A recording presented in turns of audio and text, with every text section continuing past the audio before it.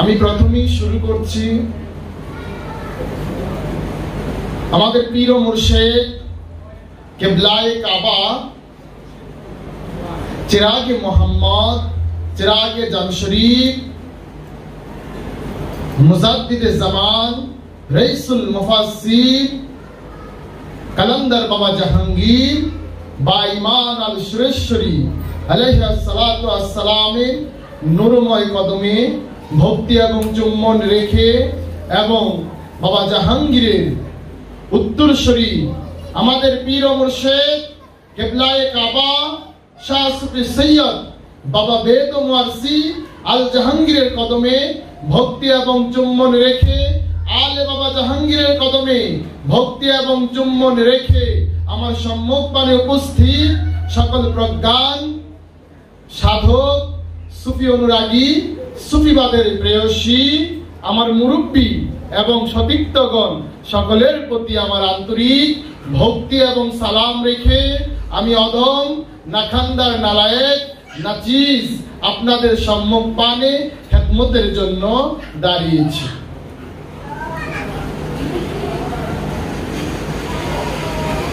দেখুন, সমগ্র কোরআনিক দর্শন, সমস্ত দর্শন বিজ্ঞান, সকল জ্ঞান একটা সেন্টেন্সের মধ্যে, একটা বাক্যের মধ্যে সীমাবদ্ধ, বোঝানো। সেটা হচ্ছে মান আরাফা নাফসাহু ফাকাদ আরাফা রাব্বাহু। কোরআনের মূল দর্শন এটা, সকল জ্ঞান বিজ্ঞানের দর্শন হচ্ছে এটা। মান আরাফা নাফসাহু ফাকাদ আরাফা রাব্বাহু, এটা হচ্ছে কোরআনের মূল মেসেজ। এটা কোরআনে আছে কিনা এর সূত্র আমরা দেখি সূরা মায়েদার 105 নং আয়াতের মধ্যে, ইয়া আইয়ুহাল্লাযীনা আমানু আলাইকুম আনফুসাকুম। তো বলতেছিলাম মান আরাফা নাফসাহু ফাকাদ আরাফা রাব্বাহু। মান মানে যে, আরাফা শব্দের অর্থ হলো পরিচয়। মান আরাফা রাব্বাহু, যে রবের পরিচয় পাইল। না, মান আরাফা নফসাহু, নফস মানে জীবন, নফস মানে প্রাণ অথবা নিজে বা স্বয়ং। তো যে নিজের পরিচয় পাইল, ফাকাদ, ফা মানে সুতরাং, কাদ মানে অবশ্যই, ফাকাদ আরাফা, সে পরিচয় পাইল, রাব্বাহু, রবের পরিচয় পাইল। কিন্তু এভাবে কিন্তু কোরআন বা হাদিসে কোনো জায়গায় নাই মান আরাফা রুহু ফাকাদ আরাফা আল্লাহু, নাই। গবেষণার বিষয়। কেন বলা হলো মান আরাফা নাফসাহু ফাকাদ আরাফা রাব্বাহু? যে নিজের পরিচয় পাইল, যে নিজের নফসের পরিচয় পাইল, অবশ্যই সে তার রবের পরিচয় পাইল।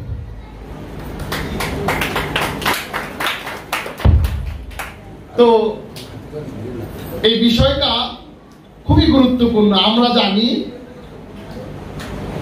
সঙ্গীত যারা চর্চা করে এরা আগে সারগাম শিখে,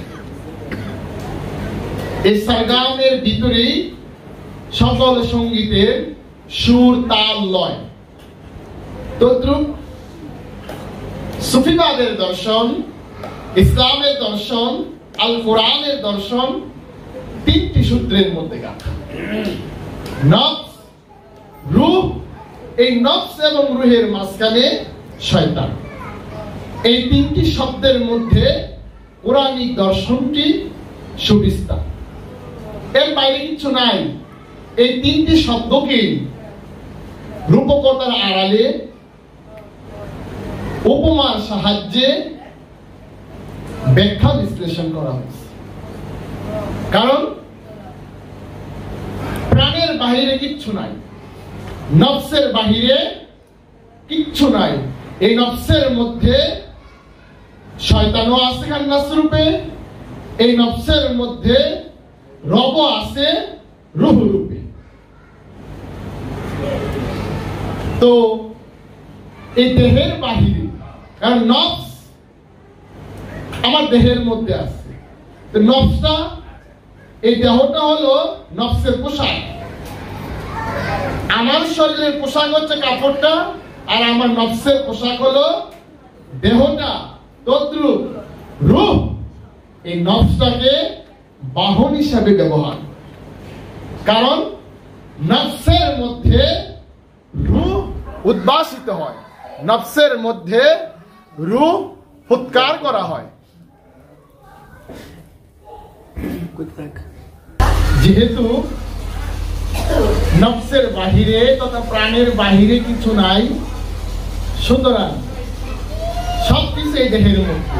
এই জন্যই আল কোরআনুল কারীমের মধ্যে ইরশাদ হয়েছে, লা ইকরাহা ফিদ্দীন,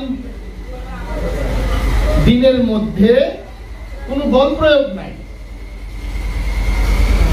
দ্বীনের মধ্যে কোনো বল প্রয়োগ নাই।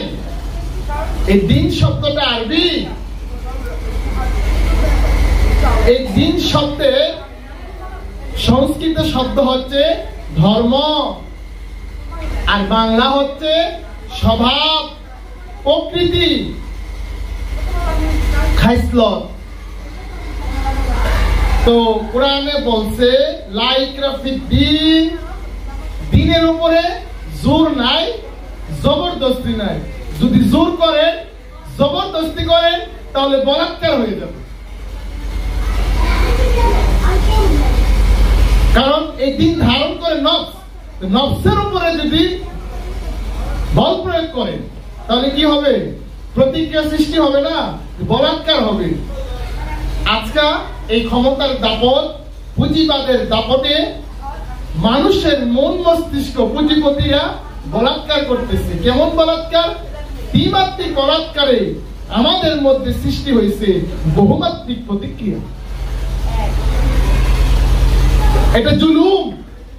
এই কারণেই কোরআন বলছে লা ইকরাহা ফিদ্দীন, দ্বীনের উপরে কোনো জোর জবরদস্তি নাই, জুলুম নাই। জুলুম করা হারাম, দ্বীনের উপরে অবৈধ, ন্যায়সঙ্গত না, অন্যায়, অবিচার। কারণ প্রত্যেকটি নফস তার পরমের দিকে ধাবিত হচ্ছে, তার আরাধ্যের দিকে ধাবিত হচ্ছে, তার মূলের দিকে সে ধাবিত হচ্ছে। কারণ এই নফস বিবর্তনবাদে ধাপে ধাপে ঘুরতে ঘুরতে সে একদিন পরিপূর্ণতা লাভ করবে। কারণ নফসের পরিবর্তন আছে, নফসের বিবর্তন আছে। এই পরিবর্তনের মাধ্যমে, বিবর্তনের মাধ্যমে নফস একদিন পূর্ণতা লাভ করবে। আর পূর্ণতা লাভ করলে এই নফসের মধ্যে ঐশী প্রত্যাদেশ, রুহুল আমিন জাগ্রত হবে, সবার মধ্যেই হবে। কারণ এই ইনসান, এই মানুষ, আমরা কিন্তু মানুষ মোহাম্মদ। কারণ সরকারে দো আলম আবুল কাসেম মোহাম্মদ মুস্তাফা সাল্লাল্লাহু আলাইহি সাল্লাম কিন্তু এই বাসারি স্রোতে, এই মানবীয় স্রোতে তিনি আসতেন। আমার যে স্রোত ছিল, এরকম স্রোত নিয়ে সরকারে দো আলম আবুল কাসেম মোহাম্মদ মুস্তাফা সাল্লাল্লাহু আলাইহি সাল্লাম তিনি এসেছেন। সুতরাং আমরা প্রত্যেকটি মানুষ মূলত মানুষ মুহাম্মদ, আমাদেরকে হয়ে উঠতে হবে নূর মুহাম্মদ। এই কারণেই বলা যায় जिसमें बेदम कल्बे बेदम रूहे बेदम आता कर दे मुझे आफ्ताब मार्फत शहनशाह बेदम बा खुदा की वस्ती। জিসিম, আমার এই দেহটাই বাবা বেদম আসছে, কারণ তিনি মোহাম্মদ, তিনি হাকিকতে মোহাম্মদ।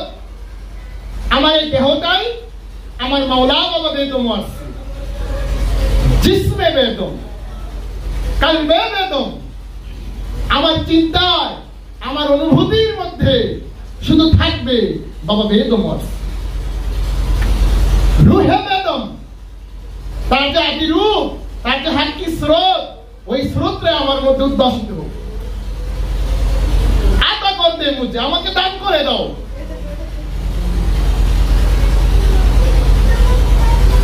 আফতাবে মারফত শাহেনশাহ বাবা বেদম আসছে।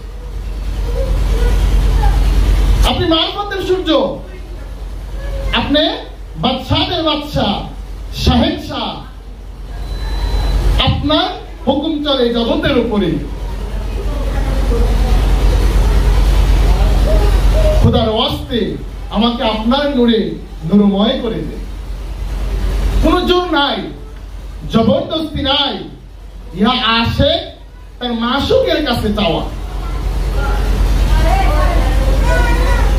তো যেহেতু নফস রুহের দিকে প্রত্যাপন করবে, কারণ রুজা নফস সিফাত, কিন্তু ইনসানি নফসের মধ্যে রূহ আছে সূক্ষ্ম বীজ রূপে। কোন নফসের মধ্যে? ইনসানি নফসের মধ্যে, মানবীয় নফসের মধ্যে সূক্ষ্ম বীজ রূপে রূহ আছে। মানে আমার রবের চেহারাটা লুকায় আছে, কিন্তু তার উপরে একটা পর্দা পড়ছে। সে পর্দাটার নাম হচ্ছে শিরক, কুফরি।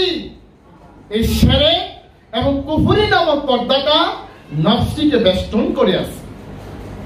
এখন বলছে এই পর্দাটাকে বের করে আল্লাহর নূর, আল্লাহর চেহারা, আল্লাহর স্বভাব, আল্লাহর সুরত, আল্লাহর সিরাত উদ্ভাসিত করার জন্য।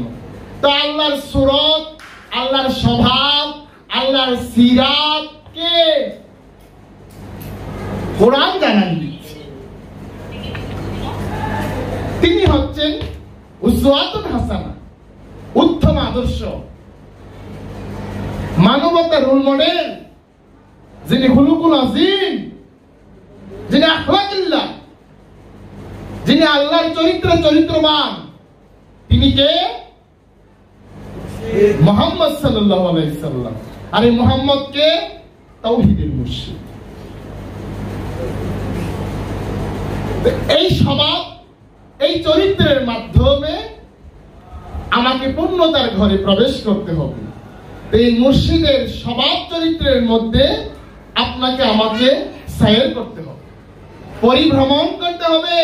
ফাসিহু ফিল আরদে আরবাতা আল্লাহ শুরিন। আমার এই দেহ রাজ্যে, আমার এই বিশ্বের মধ্যে আমি ভ্রমণ করব। তা আমার এই বিশ্বের মধ্যে কার স্বভাব, কার চরিত্র আমি আনার চেষ্টা করব, কার গুণ, কার নূর ফুটানোর চেষ্টা করব। যিনি আইনুল্লাহ, যিনি নূরুল্লাহ, যিনি রুহুল্লাহ, যিনি খলিফাতুল্লাহ। এই কারণে দিনকে ভাগ করা হয়েছে দুই ভাগ। একটি আল্লাহর দিন, আর একটি মানুষের দিন। আল্লাহর দিন পবিত্র, আর মানুষের দিন কলুষিত। দিন কত প্রকার? দুই প্রকার, আল্লাহর দিন আর মানুষের দিন। কারণ মানুষ শয়তানগ্রস্ত, মূলত মানুষ শয়তান। এই ইনসান এবং নাস এরা শয়তানগ্রস্ত। তো যে শয়তানগ্রস্ত তাকে শয়তান বললে মন্দ হয় না, মানে মন্দে ভালো আর কি। তো মানুষ শয়তানগ্রস্ত। আর যে আল্লাহর দিন ধারণ করছে, তো এই দিন দুই প্রকার, আল্লাহর দিন আর মানুষের দিন। আল্লাহর দিনে শিরক নাই, আল্লাহর দিনে কুফরি নাই, আল্লাহর দিনে অন্যায় নাই, আল্লাহর দিনে জুলুম নাই, আল্লাহর দিনে বল প্রয়োগ নাই, আল্লাহর দিনে ফিতনা ফাসাদ নাই, আল্লাহর দিনে কাউকে জোর কইরা মুসলমান বানানোর বিধান নাই, আল্লাহর দিনে একজনের বোঝা আরেকজনের উপর চাপাই দেওয়ার বিধান নাই। কারণ আল্লাহর দিন সার্বজনীন, আল্লাহর দিন শাশ্বত, আল্লাহর দিন সনাতন, আল্লাহর দিন পবিত্র। এই আল্লাহর দিনকে বলা হয় তাওহীদ। আল্লাহর দিন এক এবং অখণ্ড, অদ্বিতীয়, সেকেন্ড টু নান। তাহলে মানুষের দিন খণ্ড বিখণ্ড, মানুষের দিনে ভাগ বন্টন আছে। এই জন্য মানুষের দিন ত্যাগ করে আল্লাহর দিনে প্রবেশ করার জন্যই আল্লাহর আহলুল্লাহ, আল্লাহর ওলিরা, আল্লাহর নবীগণ, আল্লাহর রাসূলগণ আমাদেরকে আহ্বান করে, যারা আল্লাহর দিনে প্রবেশ করেছে। সেই কারণেই দিন বাবা জাহাঙ্গীর, দিন বাবা বেগম ওয়াজ, কারণ ওনারা হচ্ছেন আল্লাহর দিন, আল্লাহর স্বভাব, আল্লাহর ফিতরাত, আল্লাহর চরিত্র, আল্লাহর গুণে গুণান্বিত। সিবগাতুল্লাহ ওয়া আহসানু মিনাল সিবগাহ। ওনারা আল্লাহর রঙে রঙিন, আল্লাহর নূরে নূরময়, আল্লাহর জাত। এই দিন আমাদেরকে গ্রহণ করতে বলছে।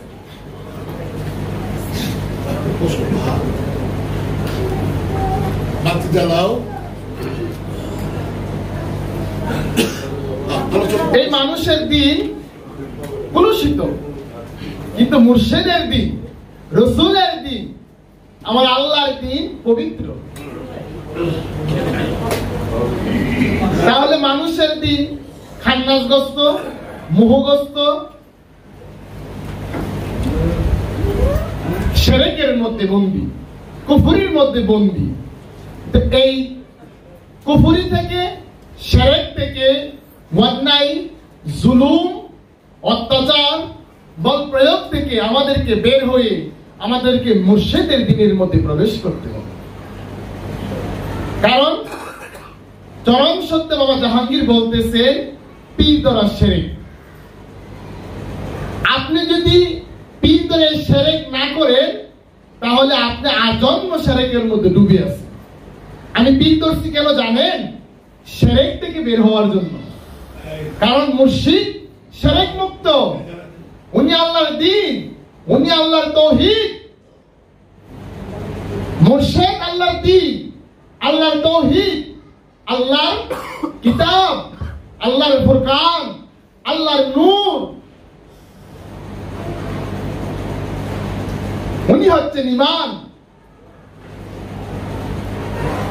তো আমার দিন ত্যাগ করে, আমার রচিত দিন ত্যাগ করে এই মুর্শিদের দিনকে আমার মধ্যে স্থান দেওয়ার নামই হচ্ছে সুফিবাদ, আধ্যাত্মবাদ, গুরুবাদ।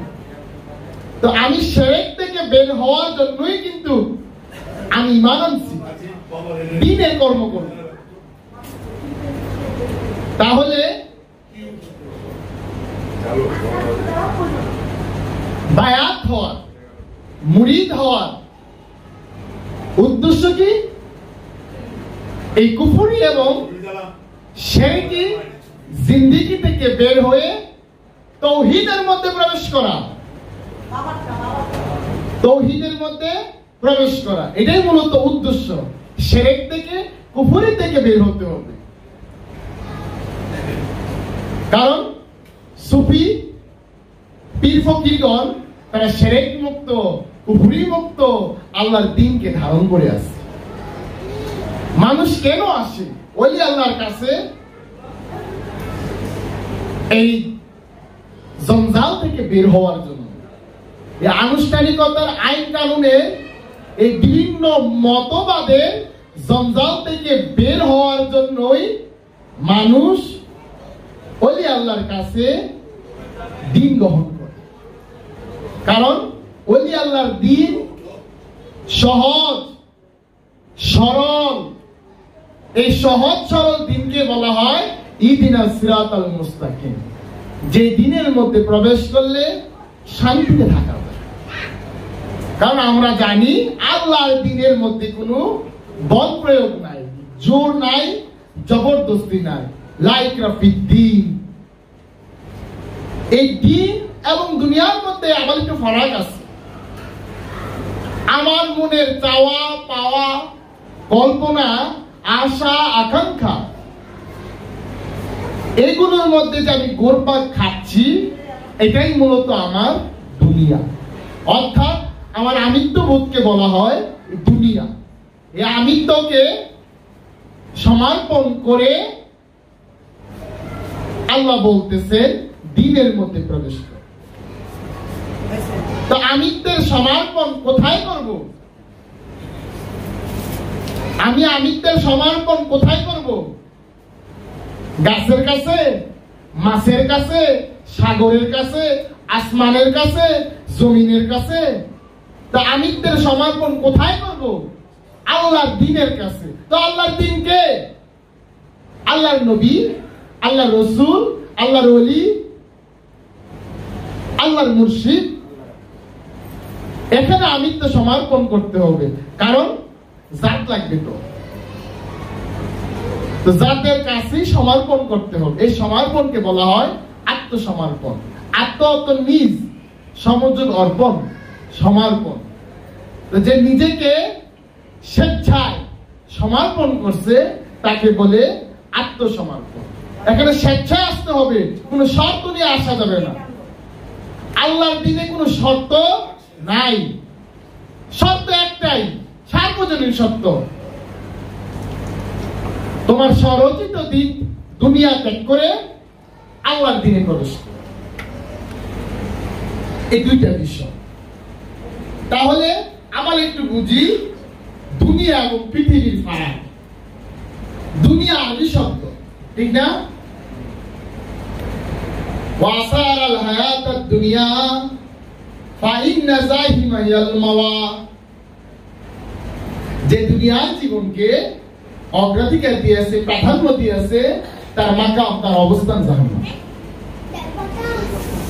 ওয়াসারাল হায়াতাদ দুনিয়া ফাইন্না যাহিমা হিয়াল মাওয়া ওয়া আম্মা মান খাফা মাকাম রাব্বিহি ওয়া নাহা নাফসান আনিল হাওয়া ফাইন্নাল জান্নাতা হিয়াল মাওয়া।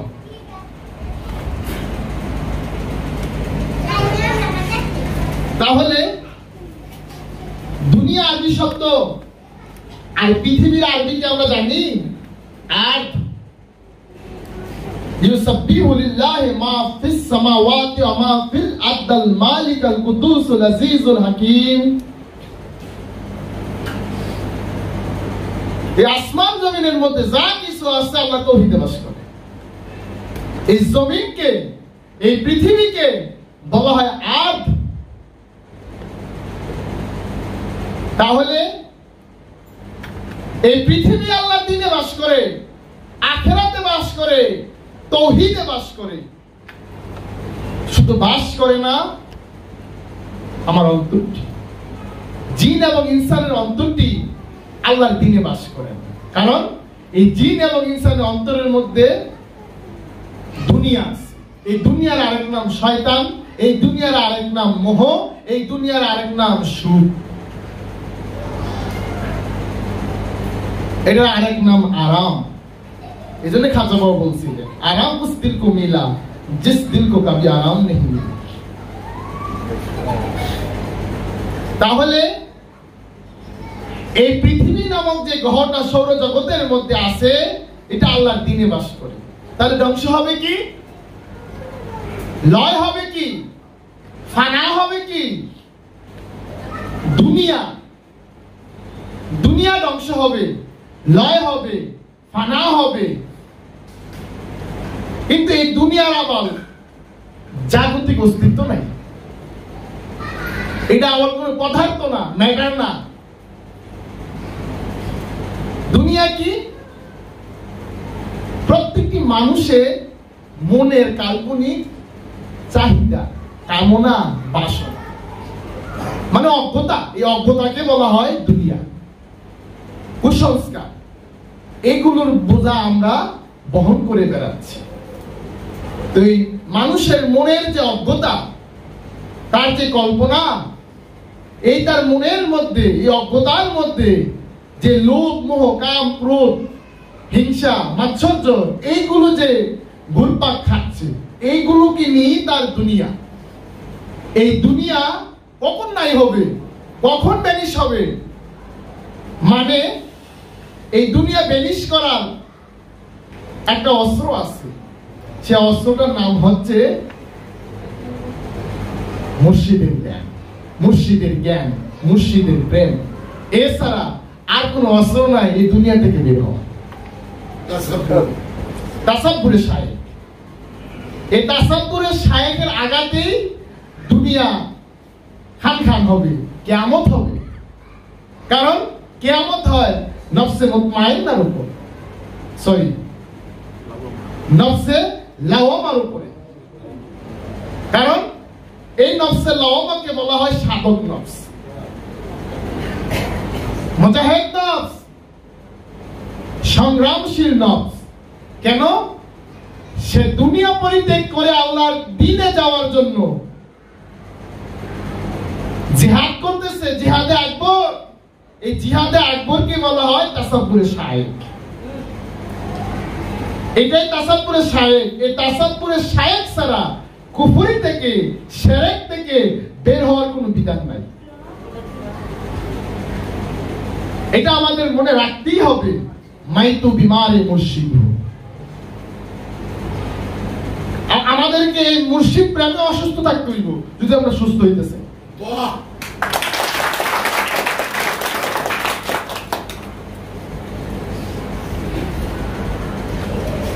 এটা আমাদেরকে মূল্যায়ন করতে। তাহলে পৃথিবী কি হবে? আমার এই দেহটাকে বলা হয় পৃথিবী, মানে মাটি। এই পৃথিবীর আবর্তন হবে, বিবর্তন হবে, এক রূপ থেকে অন্য রূপে রূপান্তর হবে। যেমন বলা হয় নদীর এপার ভেঙে ওপার করে, এই পৃথিবীর মধ্যে চলছে শুধু আঁকাআঁকি, মুছামুছি। একদিকে ভাঙে, আরেক দিকে গড়ে। আমাদের এই বাংলাদেশ বেশি দিনের বয়স না। বাংলাদেশ, এই বাংলাদেশের পূর্ব নাম ছিল কি জানেন? বদ্বীপ। তার চতুর্দিকেই ছিল মানে জল, এটা ছিল বদ্বীপ। তার আগে কি ছিল? বদ্বীপের আগে কালিদাস সাগর। কি? কালিদাস সাগর। তাহলে এই ভারত মহাসাগরের মধ্যে একটা দ্বীপের উদয় হয়েছে বঙ্গোপসাগরের কিনারে, সেটা হচ্ছে বদ্বীপ। সেই বদ্বীপের নাম হচ্ছে বাংলাদেশ। তার আগে তো সাগর ছিল। তাহলে এইভাবেই পৃথিবীটা আবর্তন বিবর্তন হচ্ছে, কিন্তু ধ্বংস কিন্তু হচ্ছে না, রূপান্তর হচ্ছে এক রূপ থেকে আরেক রূপে। তাহলে ধ্বংস হয় কি? ধ্বংস হয় আমিত্ব, ধ্বংস হয় মনের ময়লা। যেভাবে শীতকালে কুয়াশা পড়ে না, সূর্যের আলো পড়লে কুয়াশা কই যায়? আলোর কাছে সূর্য ম্লান হয়ে যায়, নাই হয়ে যায়, বেনিশ হয়ে যায়। কই যায়? একটা মরিচিকার মতো মনে হয়। তদ্রূপ দুনিয়াটা হলো একটা ইলুশন, একটা মরিচিকা। যখন পরমের জ্ঞান প্রাপ্ত হয় তখন দুনিয়া খান খান হয়ে যায়, নাই হয়ে যায়, বেনিশ হয়ে যায়, ডেস্ট্রয় হয়ে যায়, কারণ অস্তিত্বই নাই। এটা একটা ভ্রান্ত ধারণা ছিল, কাল্পনিক ছায়া ছিল, একটা পর্দা ছিল। এই পর্দাটা নিয়ে আমি ঘুরপাক খাচ্ছি। এই আল্লাহ পাওয়ার পথে এই দুনিয়া হলো সবচেয়ে বড় পর্দা। তাহলে আল্লাহর দ্বীনে প্রবেশ করতে গেলে আপনাকে মুফতি হতে হবে না, মুহাদ্দিস হতে হবে না, শাইখুল হাদিস হতে হবে না, মুফাসসিরে কোরআন হতে হবে না। এমনকি আপনার অক্ষর পরিচয় সম্পর্কে জ্ঞান না থাকলেও আল্লাহর দ্বীনে প্রবেশ করা সম্ভব। কেন? শুধু আপনার মুর্শিদের নিরিখটা থাকলেই হলো। তার ধ্যানটা থাকলেই হলো। কত সহজ করে দিছে, কত সরল করে দিছে। তুমি তোমার মুর্শিদের হুকুমের মধ্যে থাকো, তাহলে তুমি আল্লাহর দ্বীনে প্রবেশ করতে পারবা। তো এই কারণেই কোরআন বলছে রাসূল তোমাকে যা দেয় তা গ্রহণ করো, আর রাসূল তোমাকে যা থেকে নিষেধ করে তা থেকে বিরত থাকো। তো সুতরাং ভাষা শিক্ষা করা জ্ঞানের পরিচয় না, কিন্তু আমরা তিন ভাবে যোগাযোগ করি: physical communication, virtual communication and spiritual communication. ব্যক্তির সাথে যে ব্যক্তির যে কথোপকথন হয়, এটা শারীরিক যোগাযোগ। আমরা এখন বিজ্ঞানের, বস্তু বিজ্ঞানের আবিষ্কারের বদৌলতে আমরা এখন টেলিফোন, মোবাইল ফোন, স্মার্টফোনের মাধ্যমে আমরা একে অপরের সাথে যোগাযোগ করি, এটা ভার্চুয়াল। কিন্তু ওলি আল্লাহরা, সুফি দরবেশেরা কিভাবে যোগাযোগ করে? ওনারা অন্তর থেকে অন্তরের খবর লয়। কারণ ওলি আল্লাহদের জ্ঞান, নবী রাসূলের জ্ঞান, সুফিদের জ্ঞান হচ্ছে সিনা বসিনা। এই যে সিনার সাথে যে সিনার কানেকশন, হৃদয়ের সাথে যে হৃদয়ের যোগ, এই যোগ সংস্থাপন করার নামই হচ্ছে সালাত। এই সালাত শব্দের উৎপত্তি আরবি সল্লুন শব্দ থেকে। সল্লুন শব্দের অর্থ যোগ, আর সালাত শব্দের অর্থ সংযোগ, যোগাযোগ, টু কানেক্ট। এই সালাতের ফার্সি পরিভাষা নামাজ, আর বাংলা পরিভাষা হলো ধ্যানযোগ।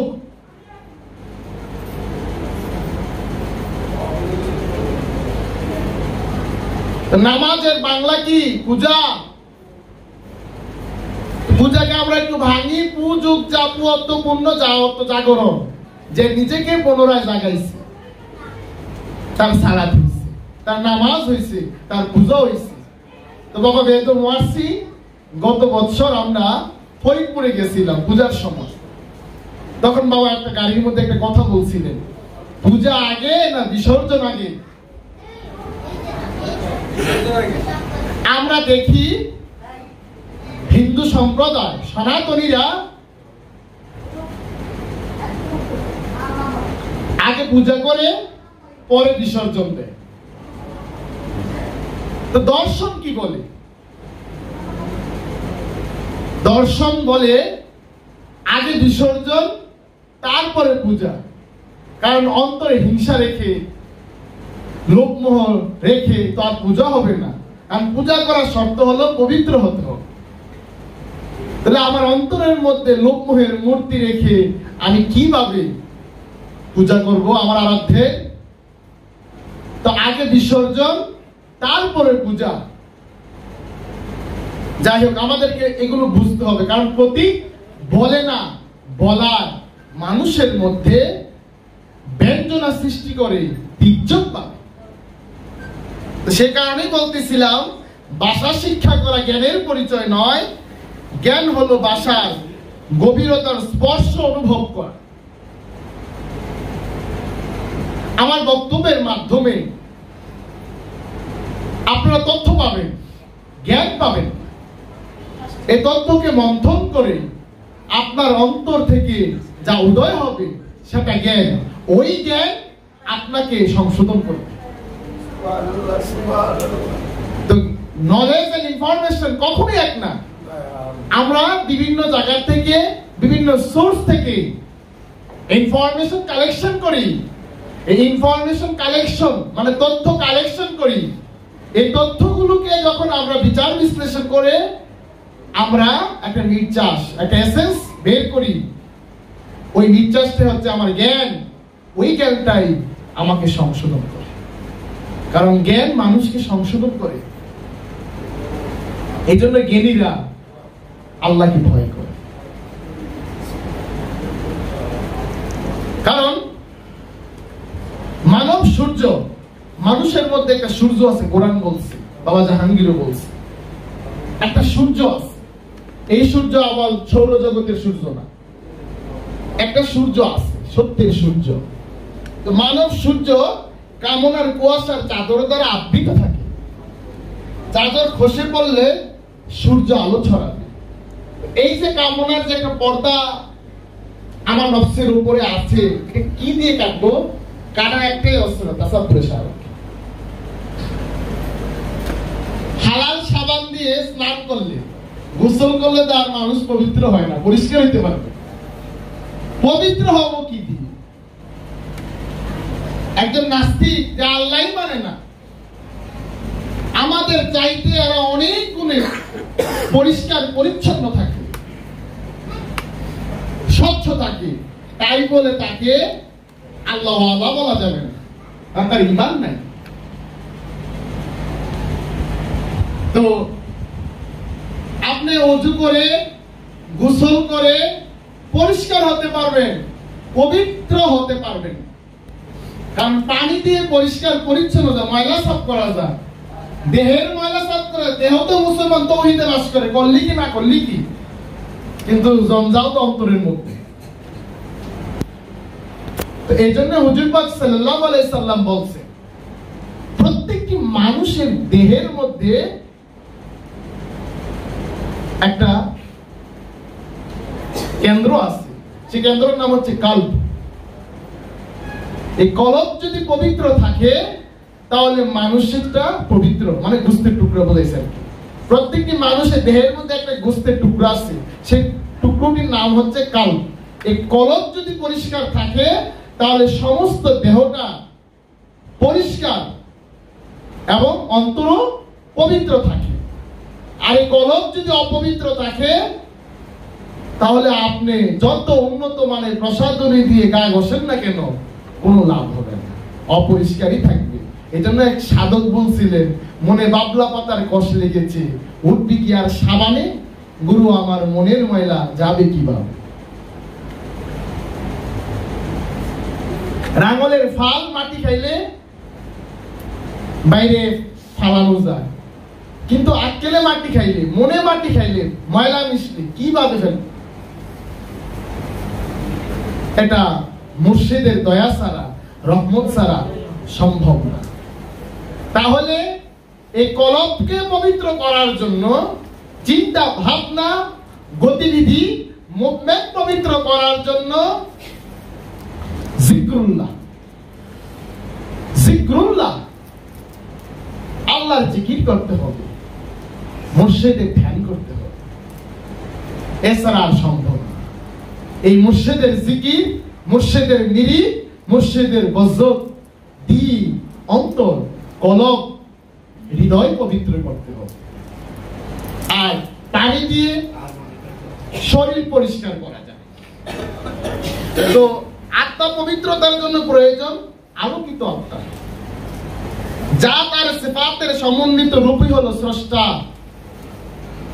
দেখুন, এই দেহের বাইরে কিচ্ছু নাই, দেহটা হচ্ছে ওয়াহিদাতুল ওজুদ।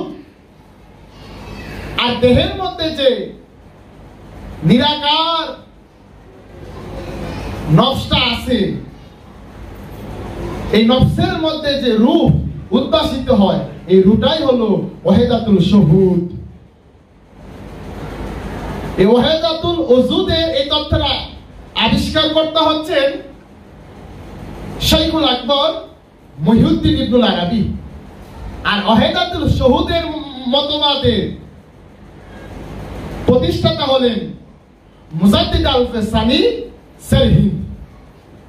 এই দুইটা মতবাদ খুব ঘোর বিরোধী ছিল। এই দুই মতবাদের অবসান ঘটাইছে বাবা জাহাঙ্গীর রহমাতুল্লাহ আলাইহি। ওয়াহিদ মানে এক, আর ওজুদ মানে দেহ, এক দেহের মধ্যে সবকিছু। তাহলে গোটা ইউনিভার্স, গোটা সৃষ্টিটা একটা দেহ। আর এই দেহটা যে নিয়ন্ত্রণ করে তিনি একটা শক্তি, শুহুদ, রূহ। তাহলে আমার এই দেহটাই হলো ওজুদ, ওয়াহিদাতুল, এক দেহের মধ্যে সবকিছু। আর রূহটা হলো ওয়াহিদাতুল শুহুদ, দুইটা এখানেই আছে। এই জন্যই বললাম, তো যিনি শুহুদ তিনি আল্লাহর জাত। এই জন্য এই সৃষ্টি নামক দেহটা হচ্ছে আহাদ, আর ওলি আল্লাহরা হচ্ছে ওয়াহিদ। আল্লাহর জাত। ওনারা কোনো কিছুর সাথে সম্পৃক্ত না, ওনারা ভাসমান। সুবহান।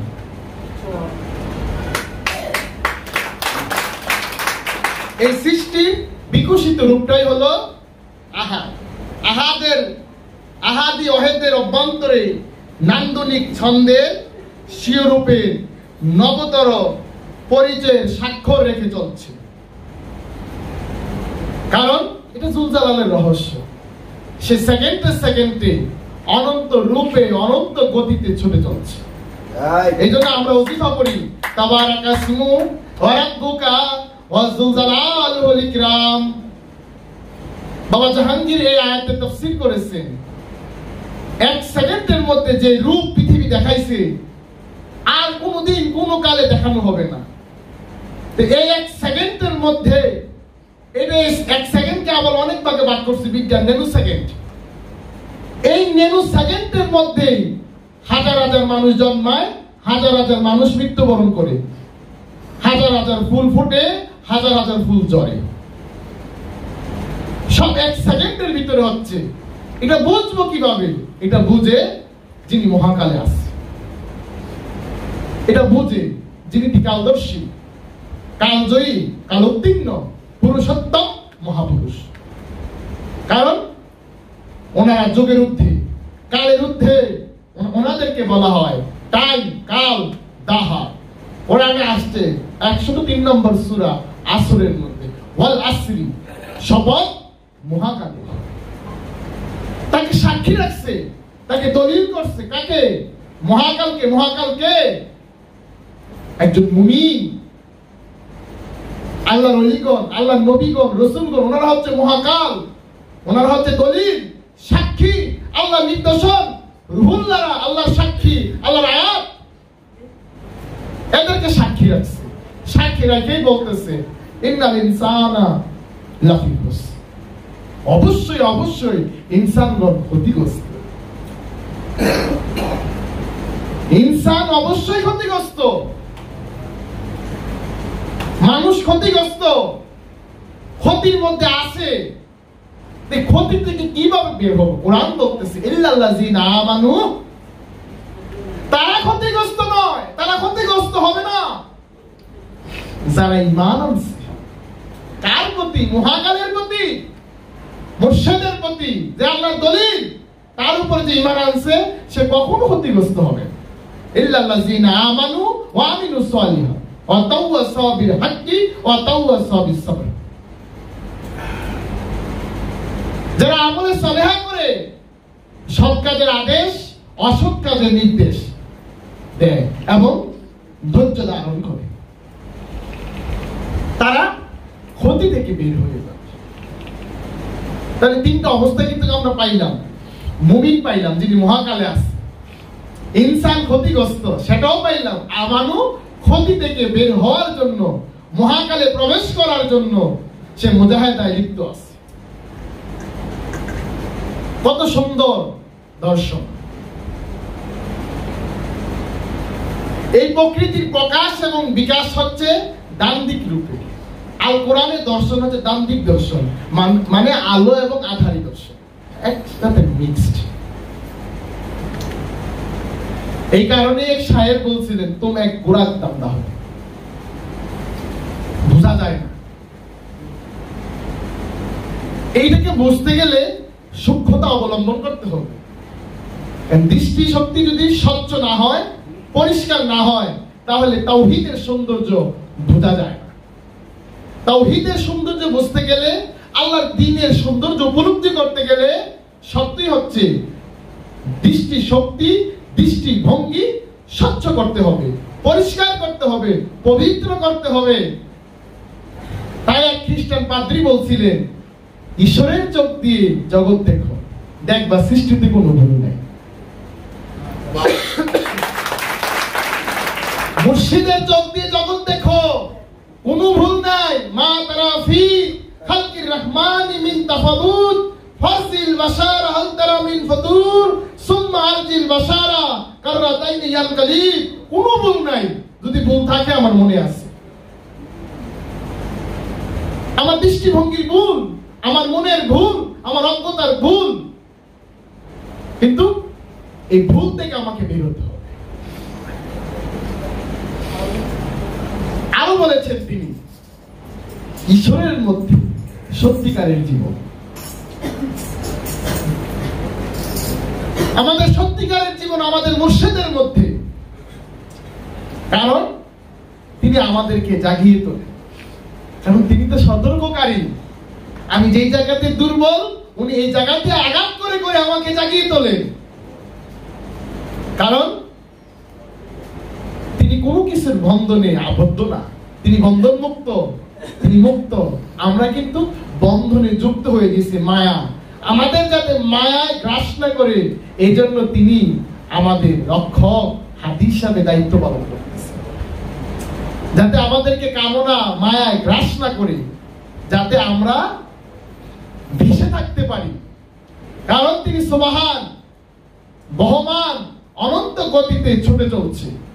উনিও আমাদেরকে জানান দিচ্ছে, তোরাও আমার সাথে ছুটে চল, থেমে থাকিস না।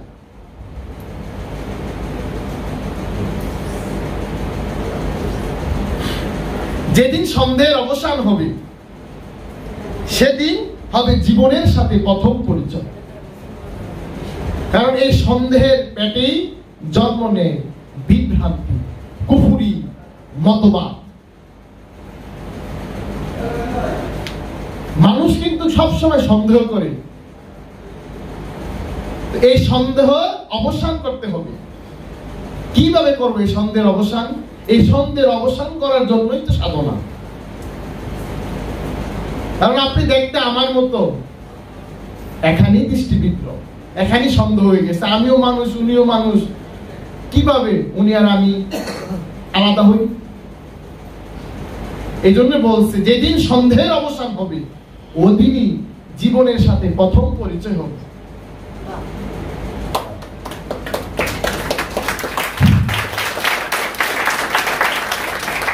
শব্দের মধ্যেই ব্যঞ্জনা লুকিয়ে আছে, তরঙ্গ রূপে।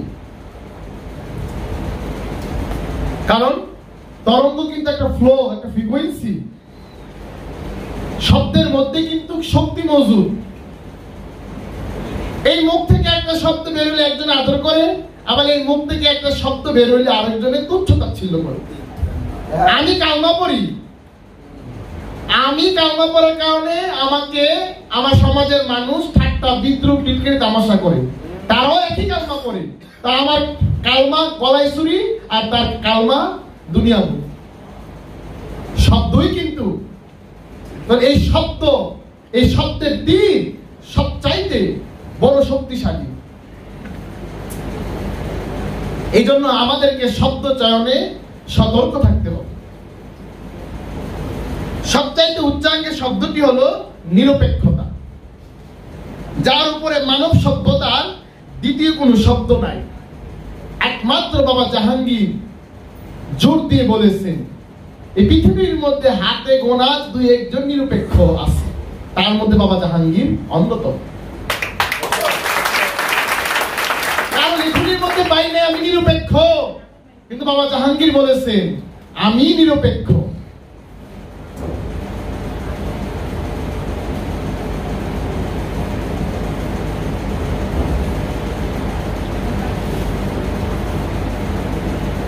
প্রত্যেকটি কার্যের কারণ থাকে, সেই কারণে আদি কারণ হলো অজ্ঞাত কারণ।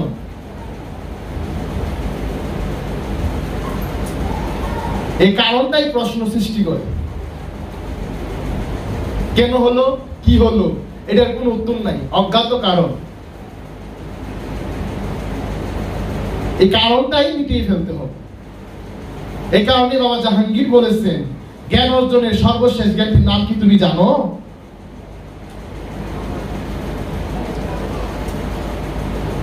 বাবা জাহাঙ্গীর বলেছেন আমি জানি না। তাহলে কোন পর্যায়ের জ্ঞান এটা? আমি যে জানি না, ইহাই জ্ঞান অর্জনের সর্বশেষ জ্ঞান। এই জ্ঞানের মধ্যে আর কোনো জ্ঞান নাই।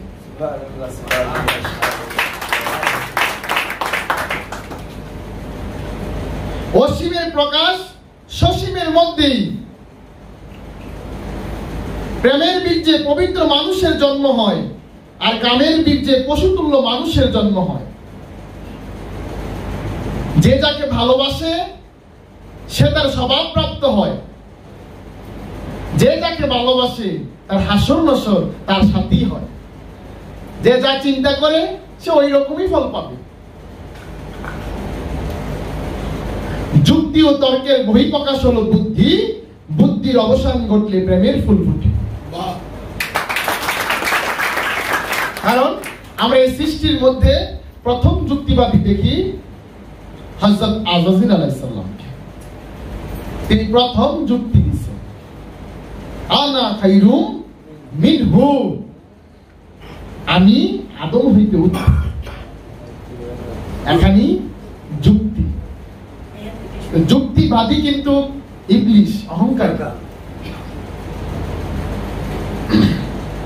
এখানেই বলতেছে যুক্তির অবসান হলে প্রেমের ফুল ফুটে।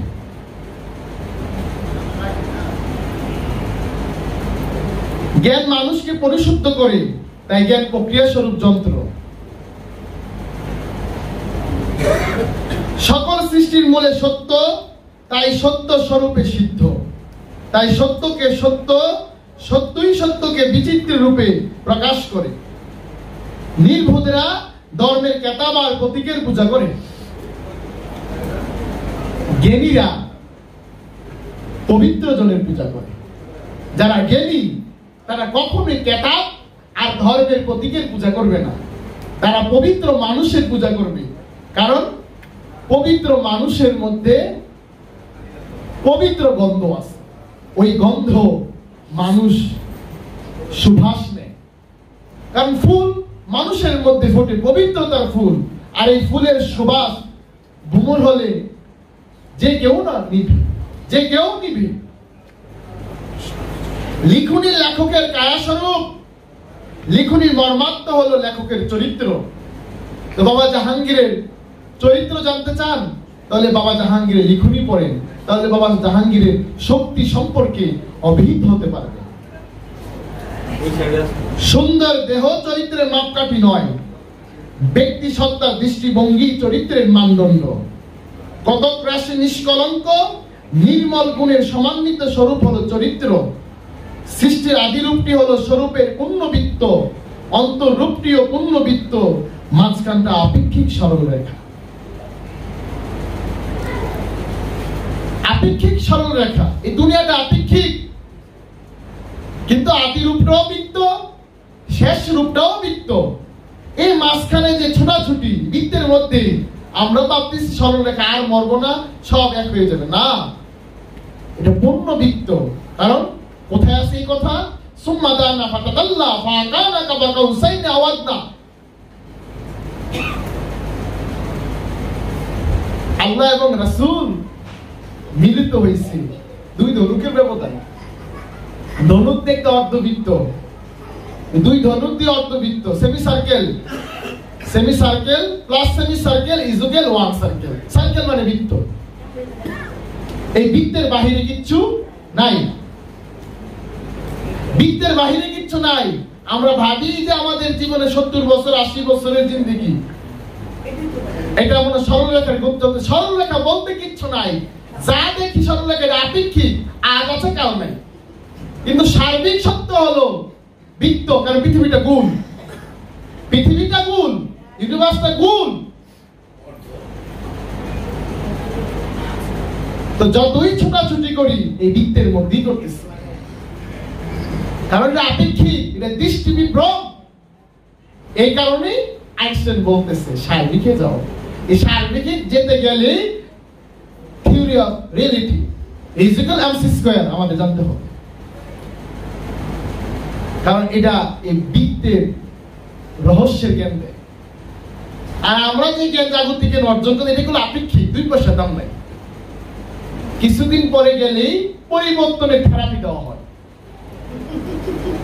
অর্থনীতি সূত্রের মতো, 1 বছরের অর্থনীতির বাজেট আরেক বছর কাজে লাগে না, পরিবর্তনের থেরাপি।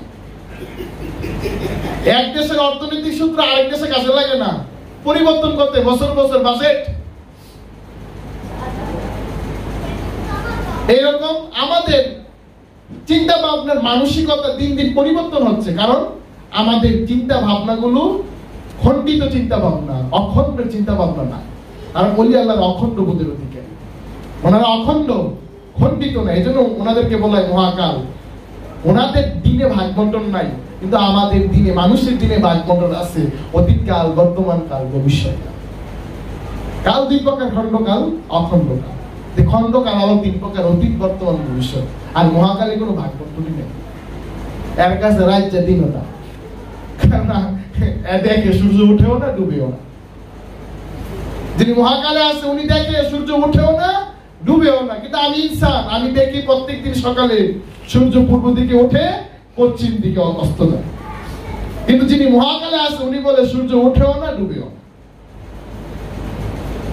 এখানেই রহস্য। মানব জীবনটা বোধহয় সরল রেখার গতিতে চলতেছে। এই আপেক্ষিক সত্য, সার্বিক সত্য হলে জীবনটা পূর্ণবৃত্ত। ব্যক্তি দ্রষ্টব্য নয়, ব্যক্তির কথা, কাজ ও লিখনই হলো বিচার্য। পরিবর্তনশীলতাই ভবজগতের চরম বিকাশ। মূর্খ জানে না সে কি জানে না, কিন্তু একজন জ্ঞানী জানেন তিনি কি জানেন না। সৃজনশীলরা বড় হবার ফিকির করে না, তারা চিন্তা করে কিছু একটা করি দেখাবে, কিছু একটা ঘটাবে। কারণ এই ঘটনার মধ্যেই মানুষের শিক্ষা। ঘটনাই একটা দেশের মানচিত্র পরিবর্তন করে দিতে পারে, একটা সমাজ পরিবর্তন করতে পারে, একটা সম্প্রদায় পরিবর্তন করতে পারে একটি ঘটনা। আর এই ঘটনা ঘটায় ওলি আল্লাহ। যেমন আমরা কোরআনে দেখি মুসা আলাইহিস সালাম যখন খিজিরের কাছে গেছেন জ্ঞান অর্জনের জন্য, আচ্ছা তখন উনি কি এই পাঠ্যপুস্তক, বই পুস্তক করাইছে? কি করাইছে?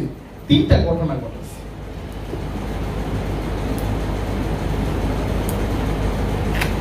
ওলি আল্লাহরা, তাসাউফপন্থীরা, নবী রাসূলরা এই পাঠ্যপুস্তক পড়াইয়া, সিলেবাস পড়াইয়া জ্ঞান শিক্ষা দেয়।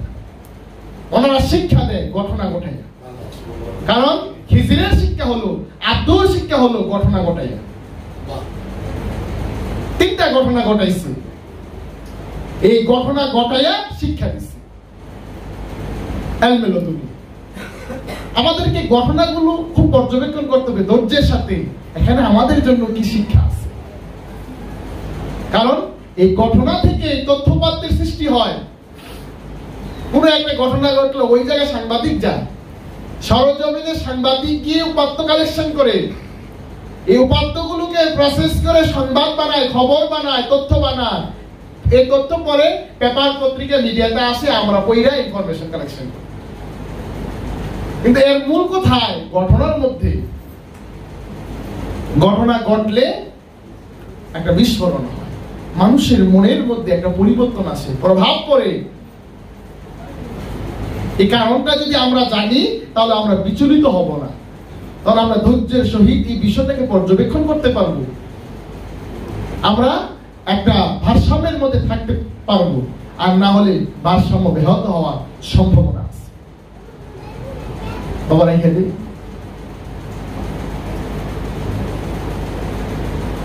সেই কারণে এই বিষয়গুলো আমাদেরকে একটু গভীরভাবে উপলব্ধি করতে হবে। যেমন ধরেন নলেজ এবং উইজডম, এটা বলে এক জিনিস না। নলেজ মানে জ্ঞান, আর উইজডম মানে প্রজ্ঞা। তো জ্ঞান কাকে বলে? জ্ঞান হচ্ছে ইন্দ্রিয় অনুভূতি, নির্ভুল ধারণাকে বলে জ্ঞান। যেমন উদাহরণ দিলে আমরা আরো সহজ করে বুঝতে পারবো।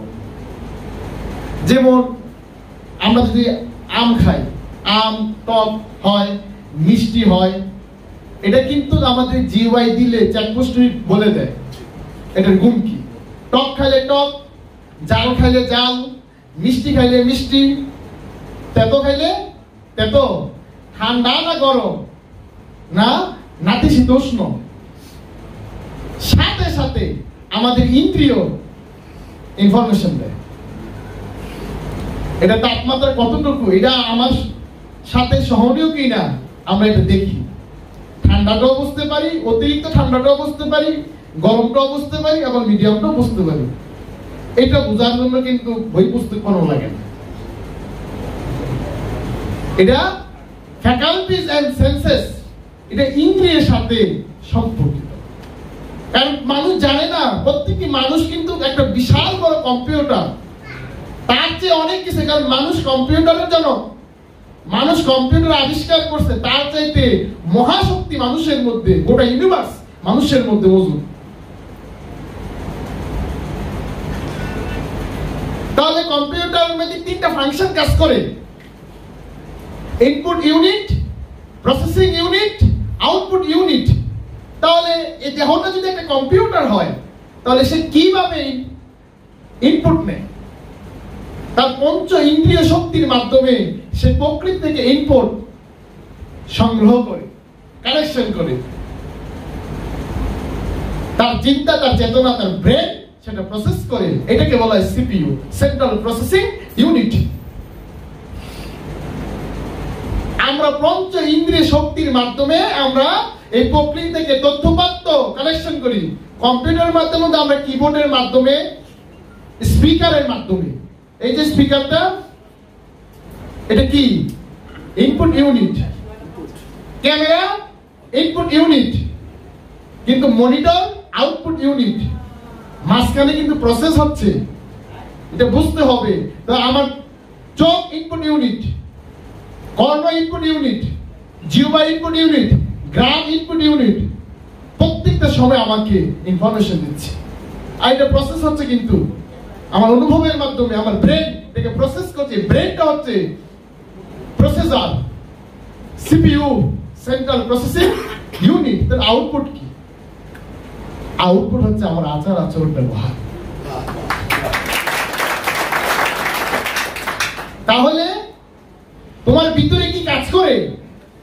তুমি কোথায় থেকে কি নিচ্ছ? তোমার প্রকাশ এবং তোমার বিকাশ, তোমার চলন এবং তোমার বলন বলে দিবে তুমি কোথায় যাও, কি করো, কি আছে। তোমার শব্দের মধ্যেই সবকিছু মজুদ আছে। তোমার টনি বলে দিবে তুমি কি করো। তাহলে মানুষ যা খায়, এই যে দেহের ভিতরে যা ঢুকানো হয়, তা ইনপুট। আর এই যে আমাদের যে লিভার, পেট, এটা প্রসেস করে। তারপরে প্রসেস হওয়ার পরে আউটপুট বের করে দেয় পায়ুপদ্ধি। সবকিছু এখানেই আছে। এই জন্য দেখবেন কোরআনে প্রথমেই তিনটা শব্দ ইউজ করছে: আলিফ লাম মিম, ইনপুট, প্রসেসিং, আউটপুট।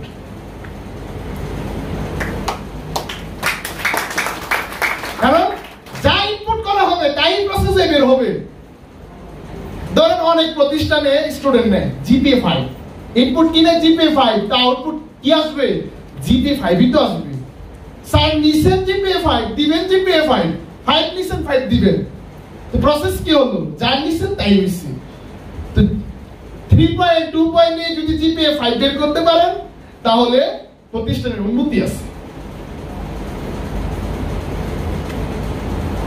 ইনপুটটা বুঝতে হবে, কারণ ইনপুট যদি পিওর হয়, আউটপুট পিওর হবে।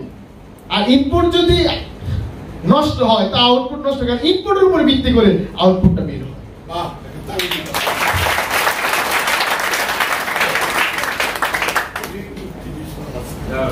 এই বিষয়টা আমাদেরকে বুঝতে হবে। কারণ মাঝখানে শুধু প্রসেস হয়। কি হয়? আমরা এখানে আসছি কেন জানেন? প্রসেস হওয়ার জন্য। আমরা প্রত্যেকজন এক একটা ইনপুট। বাবা মেয়েতো মুয়াসসি, বাবা জাহাঙ্গীর তার দর্শনের প্রক্রিয়ার মাধ্যমে প্রসেস করে আমাদের মধ্যে থেকে আউটপুট বের করবে। সে আউটপুটের নাম কি জানেন? রূহ। একটা শক্তি, একটা পাওয়ার, একটা পবিত্র শক্তি। এই শক্তি জাগানোর জন্যই বাবা জাহাঙ্গীর এই দরবার খুলছে। এটা এখানে প্রসেস হয়। কিসের প্রসেস হয়? মানুষের স্বভাবে। এই মানুষের স্বভাব সংশোধনের জন্য, স্বভাব পরিষ্কারের জন্য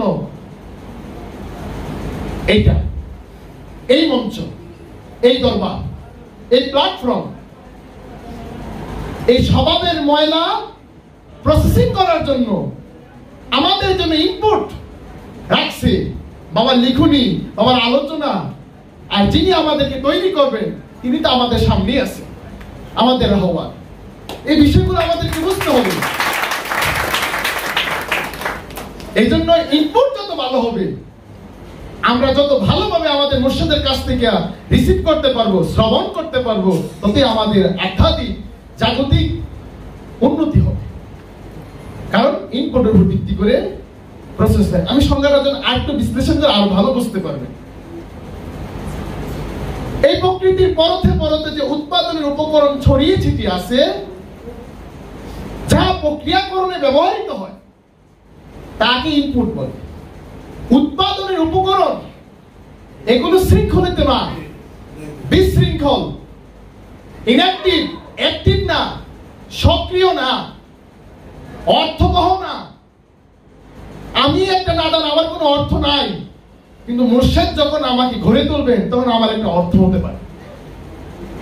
তো উৎপাদনের উপকরণগুলো ছড়িয়ে ছিটিয়ে আছে, সেগুলোকে প্রসেস করে একটা অবস্থার সৃষ্টি করে ওদের প্রক্রিয়াকরণে যাহা ব্যবহৃত হয় তাই ইনপুট। তো আউটপুট পাওয়ার উদ্দেশ্যে, ফলাফল পাওয়ার উদ্দেশ্যে প্রক্রিয়াকরণে যাহা ব্যবহৃত হয় তাহাই ইনপুট। আর প্রক্রিয়াকৃত যে রূপ সেটাই ফলাফল। আর ইনপুট এবং আউটপুটের মধ্যে যে ফাংশনটা কাজ করে সেটাই প্রক্রিয়া। তো প্রক্রিয়াটা কি? পরস্পর নির্ভরশীল ধারাবাহিক কার্যের সমষ্টি। এটা একটা আরেকটার উপর ডিপেন্ড। পরস্পর নির্ভরশীল ধারাবাহিক কার্যের সমষ্টিকে বলা হয় প্রক্রিয়া, প্রসেস। আর এই প্রক্রিয়াকরণটাকে বলা হয় প্রসেসিং। প্রক্রিয়াকরণ, অর্থনীতি এই তিনটা বিষয় নিয়ে কাজ করে। ইনপুট, প্রসেস, আউটপুট, সবকিছু এই তিনটা শব্দ আছে। Input, processing, output. ইনপুট কি দেখতে হবে, মানুষ ইনপুট দেখে। আগেরকার যুগের ওলি আল্লাহরা ইনপুট নিতেন, ছাত্র কোনটাকে নিবেন ওনাদের চয়েস ছিল।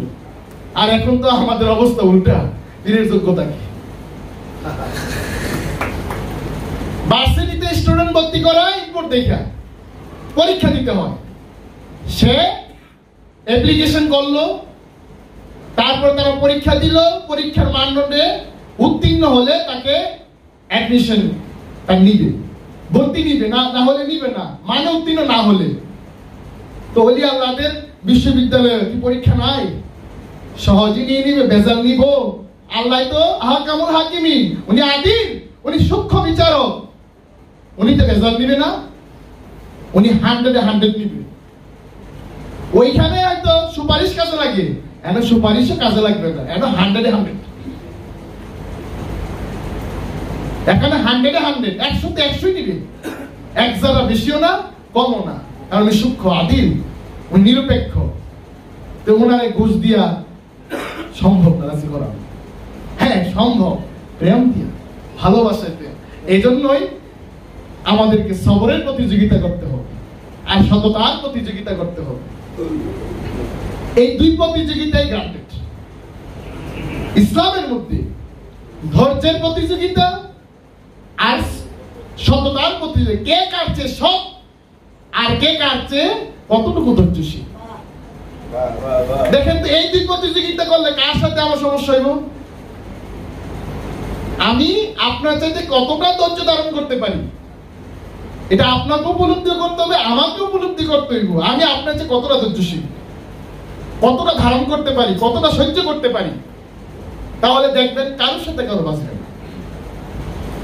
আবার আমি আপনার চেয়ে কতটুকু সৎ, আমি আপনার চেয়ে সৎ বেশি, অথবা আপনি আমার চেয়ে সৎ, এই প্রতিযোগিতা চলবে কার চেয়ে কে কতটা সৎগুণ দেখাইতে পারে। এই প্রতিযোগিতা যদি আমরা গ্রহণ করি তাহলে শান্তি খুঁজতে হবে না। জান্নাতে আর কিনা আসমানের উপরে মাটির নিচে জান্নাত জান্নাত খুঁজতে হইব না। তো দেখবে পুরো বিশ্বটাই জান্নাত হয়ে আছে। আমরা শান্ত হয়ে গেলে পৃথিবী শান্ত, কারণ আমাদের কর্মের কারণেই পৃথিবী উত্তম। এই ঘূর্ণিঝড়, জলোচ্ছ্বাস এগুলো আসে, আমাদের কর্মের কারণে মহামারী হয়, আমাদের কর্মের কারণে ঘূর্ণিঝড় হয়, জলোচ্ছ্বাস হয়, রোগবালাই বৃদ্ধি পায়। কোরআন বলছে এগুলো মানুষের কিন্তু কর্মের ফল। দেখেন না শহরের এক একটা বিল্ডিং এর অবস্থা কেমন, মানুষের মন মানসিকতার অবস্থা তেমন। কারো মন মানসিকতা 10 তলায়, কারো মন মানসিকতা 5 তলা, 1 তলা, ফুটপাতে। এরকম আমাদের মানসিক অবস্থা। চাইলে আপনি এগুলোকে সংশোধন করে পারবেন না। এই জন্যই সুধী সমাজ বলে দৃষ্টিভঙ্গি বদলান, জীবন বদলে যাবে। আমি তো বাংলাদেশের মানচিত্র পরিবর্তন করে পারতাম না, আমার জেলার মানচিত্রও পরিবর্তন করে পারবো না আমার এই শক্তি দ্বারা। শুধু তাই নয়, আমার যে গ্রাম এটাও পরিবর্তন করা সম্ভব না, আমার যে ঘর 5 জন নিয়ে আমার সংসার এটাও পরিবর্তন করা সম্ভব না। চাইলে আমি নিজের একটু পরিবর্তন করতে পারি। তো ব্যক্তি পরিবর্তনের মধ্যে দিয়ে সমাজ পরিবর্তন হয়। আসুন আমরা সকলেই ব্যক্তিগত উদ্যোগ নেই, আমরা নিজেরাই নিজেদের পরিবর্তন করব। আমরা যদি পরিবর্তন হয়ে যাই, গোটা সমাজ পরিবর্তন হয়ে যাবে। তো পরিবর্তনের জোয়ার নীতি হবে, সংস্কার নীতি করতেই হবে। কি সংস্কার করব? নিজে কিন্তু সংস্কার করব। সংস্কার হওয়ার জন্যই তো বাবা জাহাঙ্গীর দরবার খুলছে, বাবা বেদম ওয়ার্সি বসছে। সংস্কার করার জন্য সংস্কার করেই যাবে। সংস্কার হচ্ছে, সংস্কার হবে। জগতের ওলি আল্লাহরা আসি সংস্কার করার জন্য। যারা আহ্বানে আসে অবশ্যই তারা মুক্তির স্বাদ পায়, মুক্তির আনন্দ পায়। কারণ সংস্কার হয়ে গেছে, সত্যের দিশা পাইছে, সত্য দেখছে, সত্য উপলব্ধি করছে, সত্যের সাথে আলিঙ্গন করছে। আমাদেরকে এই বিষয়গুলো উপলব্ধি করতে হবে, বেশি দূর দৌড়াতে হবে না, সব এখানেই আছে, একটু চোখ কান খোলা রাখলেই হলো। এই গেল নলেজের বিষয়। তো উইজডম বিষয়টাকে, উইজডম প্রজ্ঞা, এটা ইন্দ্রের অতীত। এই উইজডম প্রজ্ঞা শিখানোর জন্যই বাবা জাহাঙ্গীর এই মানুষকে আহ্বান করছে, আসো বসো, মুরিদ হও, আমার কথা মতো সাধনা করো, প্রজ্ঞান হও। তুমি যে জ্ঞান জানো এটা বেশি দিন টিকে না, তোমার বয়স বাড়ার সাথে সাথে তোমার জ্ঞান পরিবর্তন হয়। তোমার বয়স বাড়ার সাথে সাথে তোমার জ্ঞানের কি হয়? মানসিক অবস্থার পরিবর্তন হয়। সুতরাং এটা স্থায়ী না।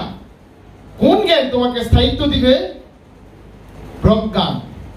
তো প্রজ্ঞা কাকে বলে? অন্তর্দৃষ্টি, নির্ভুল বিচার বিশ্লেষণের ভারসাম্যকে বলা হয় প্রজ্ঞা। কারণ প্রজ্ঞা অন্তর্দৃষ্টি দিয়ে দেখে। কারণ কোরআনে বলছেন 14 প্রকার, জন্মচোখ, অন্তর্চোখ। জন্মচোখ আমার দেখলেও আমার অন্তর্চোখ অন্ধ। কোরআন বলতেছে খাতামাল্লাহ আলা কুলুবিহিম, যার কলব অন্তর্চক্ষু অন্ধ সে মৃত।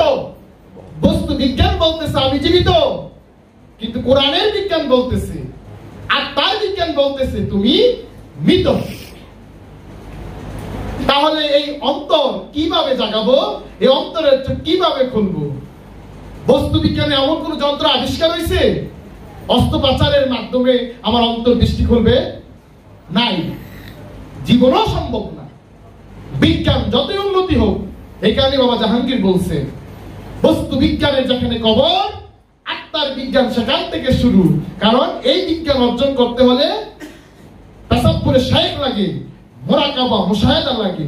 মুরাকাবা মুশাহাদা ছাড়া, তাসাব্বুরে শাইখ ছাড়া অন্তরের বিজ্ঞান জাগানো সম্ভব না, আত্মার বিজ্ঞান জাগানো সম্ভব না, প্রজ্ঞা জাগানো সম্ভব না, ইলহামের বাণী ফোটানো সম্ভব না, ঐশী প্রত্যাদেশ লাভ করা যাবে না, বিশেষ কোনো কিছু শ্রবণ করা যাবে না, শূন্যের মধ্যে পৌঁছানো সম্ভব না। জাগতিক শিক্ষার মাধ্যমে শূন্যের মধ্যে সাউন্ড বোর্ডে পৌঁছাতে হলে আত্মার বিজ্ঞানীর ধ্যান করতে হবে, তার শিক্ষা মাফিক চলতে হবে। পৃথিবীতে কোন যন্ত্রই আবিষ্কার হয় নাই অন্তরের চোখ ফুটানোর জন্য। এই অন্তরের চোখ ফুটে পীর মুর্শিদের দেন, তারা এটার কারিগর। এই অন্তরের চোখ ফুটানোর জন্যই আমার মহানবী হেরা গুহায় দেন সাধনা করে আমাদেরকে শিখাইছে। কারণ ওনার অন্তরের চোখ খুলছে, উনি আনুষ্ঠানিক দেখাইছে জাবালুল নূর পর্বতে। এই যে রুহুল আমিন নাযিল হওয়া, অন্তরের চোখ প্রস্ফুটিত হওয়া, প্রকাশ্যে প্রজ্ঞার জ্ঞান কি? আল কোরআন। কারণ মুর্শিদ যা বলে সব প্রজ্ঞা, মুর্শিদের কথা বাণী। আর আমি জীব, আমার কথা বচন বচন পচে যায় আর বাণী স্থায়ী হয়ে যায়, মহাকাল এটাকে গ্রহণ করে। এই বাণী চলতে থাকে মানুষের মুখে মুখে, সিনা ও সিনা। ইহাই হুজুরি বিদ্যার রহস্য, এটাই গোপন ভেদের খবর। এখানে ইরফান আছে, রহস্য আছে, এই রহস্যই সন্ধানীরা খোঁজে। সুতরাং ইসলাম খুব সুন্দর, স্বচ্ছ, পবিত্র। সুতরাং মুর্শিদ আমাদের প্রতি রহমত করুন, আমরা যাতে মুর্শিদের কদমে থাকতে পারি। এই বলে আমি আমার বক্তব্য এখানেই শেষ করলাম। জয় গুরু।